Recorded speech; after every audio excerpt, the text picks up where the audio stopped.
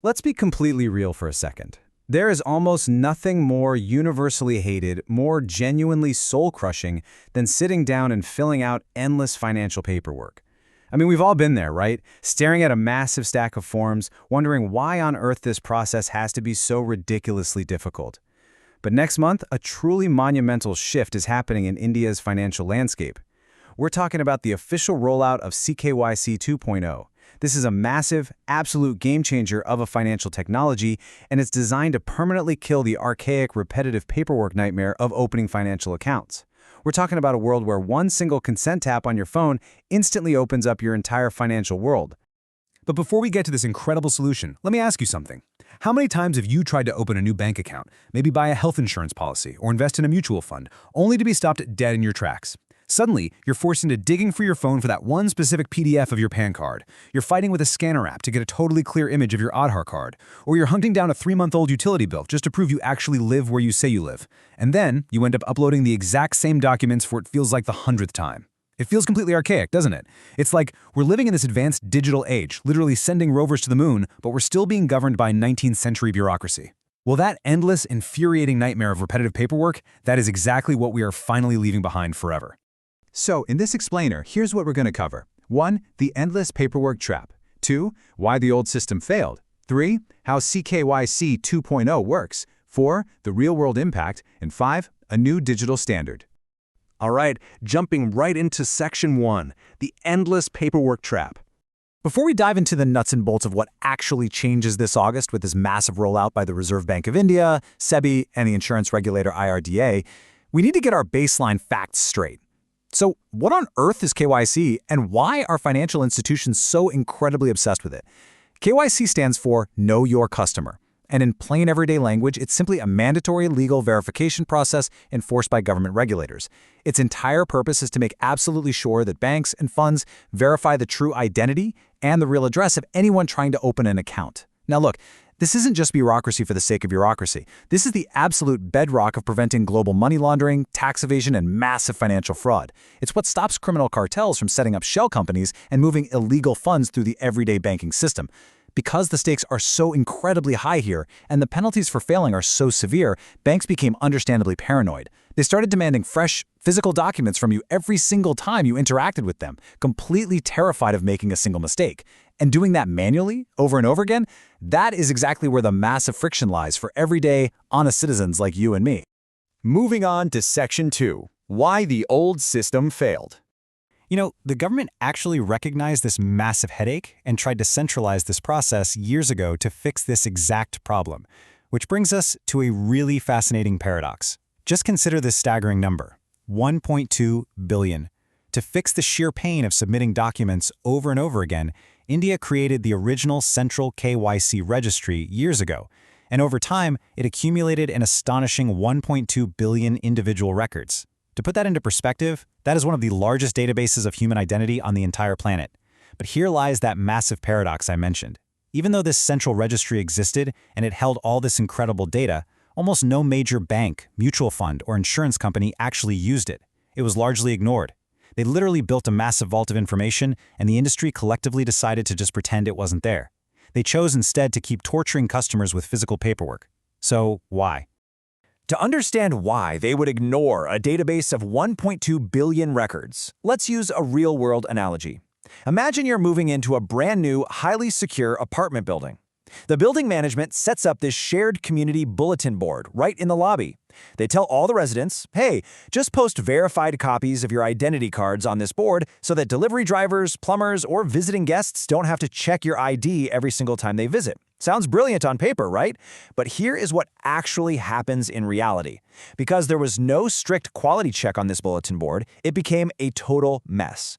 People posted blurry photocopies with faded ink. Some posted outdated addresses from literally 10 years ago. Some people had duplicate entries with slightly different spellings of their names, and others uploaded files with coffee stains missing crucial details. Now, imagine a strict security guard, which in our real-world financial system is the Reserve Bank of India, or RBI, arrives at the front gate. The guard looks at this messy bulletin board and says, look, I can't trust whether this piece of paper is real or fake. If I let the wrong person in based on a blurry photo, I'm going to get hit with a massive multi-million-dollar fine and lose my job. So the guard legally instructs everyone to just ignore the bulletin board completely. Financial institutions were effectively forced to re-verify every single customer from scratch, walking up to your metaphorical apartment door to demand your physical documents all over again. That complete lack of trust, it totally destroyed the whole purpose of a central database. All right, Section 3, how CKYC 2.0 works. Let's shift gears to the main story and see how Protean eGov technologies completely solved this massive trust problem for the upcoming August launch. Starting this August, banks and insurance companies are integrating a brand new, incredibly smart digital verification protocol. Instead of just dumping raw, unverified, blurry documents into a passive folder, like our messy bulletin board, CKYC 2.0 introduces something called the Data Confidence Score Matrix. Now, I know that sounds a bit technical, but it's actually just a dynamic, real-time metric. When a bank uploads your data now, the system attaches a digital cryptographic tag to it. Think of this tag kind of like a high-tech, unforgeable digital wax seal.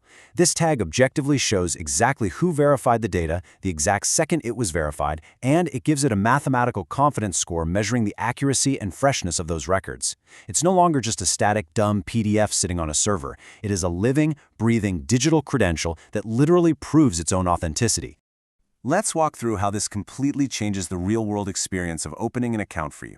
Just picture this. You're sitting on your couch, holding your phone, and you decide you want to buy a health insurance policy. Under the old system, you'd be preparing yourself for days of scanning, uploading, and waiting around for manual approval. Now, step 1, you click Apply. The insurer's app silently sends a query to the new registry.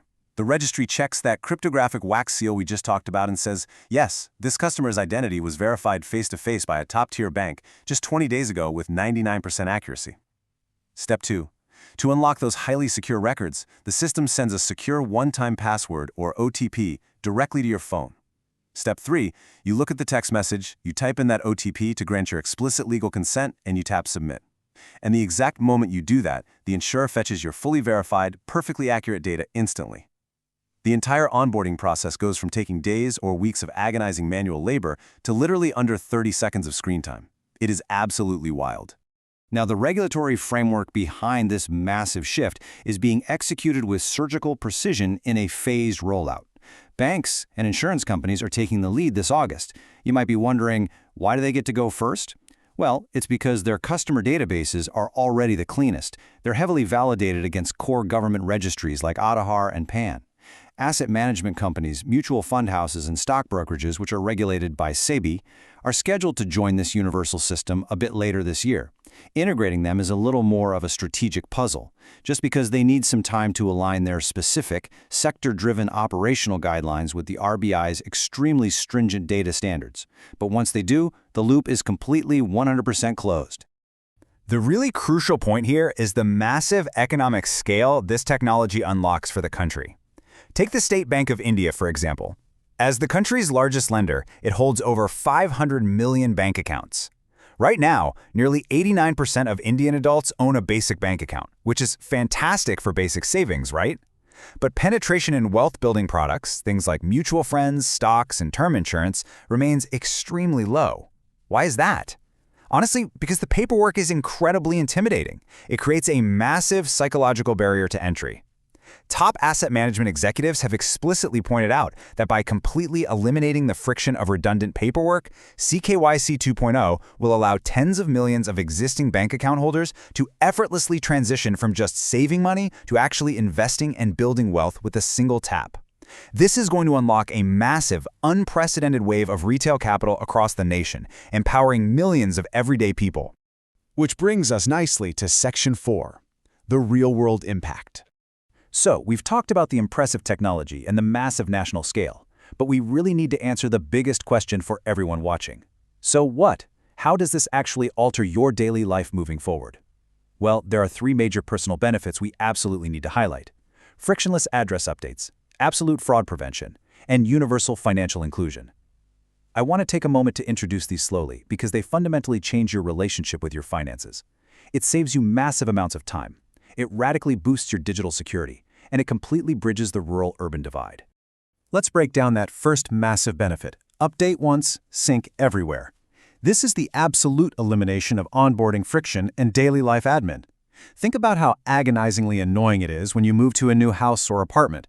In the past, you basically had to take a Tuesday off work just to deal with the paperwork.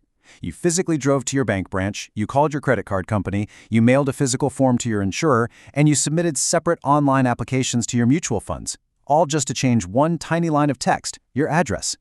Under CKYC 2.0, changing your address or phone number with just one regulated institution automatically updates your central master profile.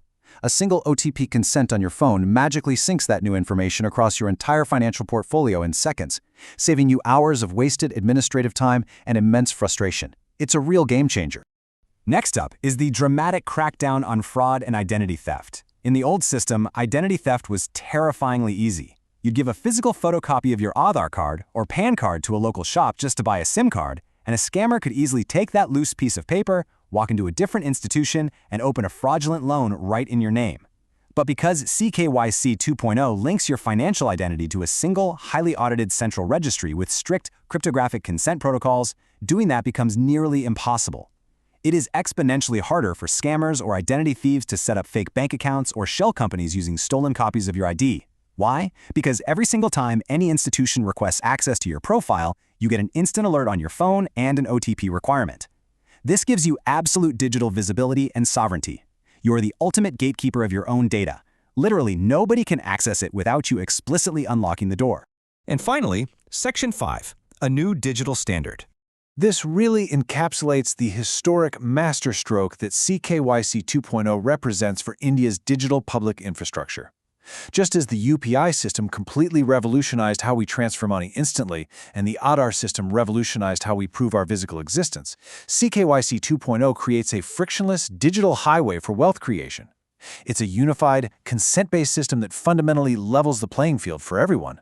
It ensures that a citizen living in a remote, rural village who doesn't have a printer, a scanner, or a local bank branch anywhere nearby can access the exact same high-end investment funds and banking services as a wealthy professional sitting in a high-rise in Mumbai, simply by using their mobile phone. It is setting a brilliant, seamless global standard for financial inclusion. The permanent death of the paperwork trap is finally here. We are entering a brand new era where opening an investment or insurance account is literally as easy as reading a text message. So I want to leave you with this final thought to ponder. Will you use this incredible new seamless convenience to confidently start expanding your financial portfolio? Or do you still prefer the old school comfort of keeping physical document copies stashed in a folder at home? Let me know your thoughts. Thanks so much for joining me for this explainer, and I will see you in the next one.